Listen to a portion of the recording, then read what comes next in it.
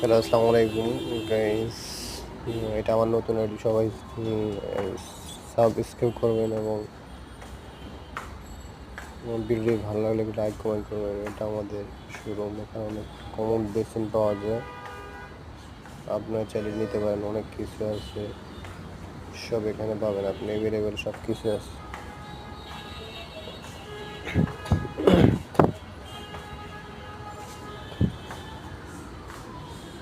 এবং কিচেনের sync, dining,